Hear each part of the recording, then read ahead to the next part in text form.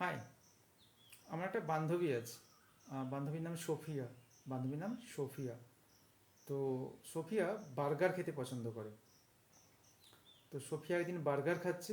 Burger খেতে খেতে বলছে, I love you lev, I love you lev. তো এই যে পুরো যে গল্পটা, যে সোফিয়া বার্গার খাচ্ছে, I love you Lev.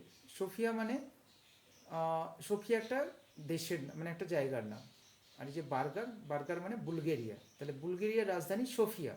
R Sophia কি খাচ্ছে, কি বলছে খেতে খেতে, বলছে I love you lev. Lev হচ্ছে বুলগেরিয়ার কয়েনের নাম। তো এই একটা গল্প, একটা সেন্টেন্স, এর মাধ্যমে আমি একটা দেশ, তার ক্যাপিটাল এবং তার কারেন্সিকে ঢুকিয়ে দিলাম। এবং এইটা 50 বছর 80 বছর পরেও মানুষের মনে থাকবে যে ওকে সোফিয়া বার্গার খাচ্ছিল, তাহলে বুলগেরিয়ার রাজধানী সোফিয়া, এবং বলছিল আই লাভ ইউ লেভ, মানে লেভ হচ্ছে কারেন্সি। তাহলে এই যে রিভিশন ছাড়া বা বারবার লেখা বারবার পড়া ছাড়া একটা ইনফরমেশনকে আমি পার্মানেন্টলি আমার ব্রেনে স্টোর করে দিলাম। তো এইভাবে আমি একটা বই লিখছি।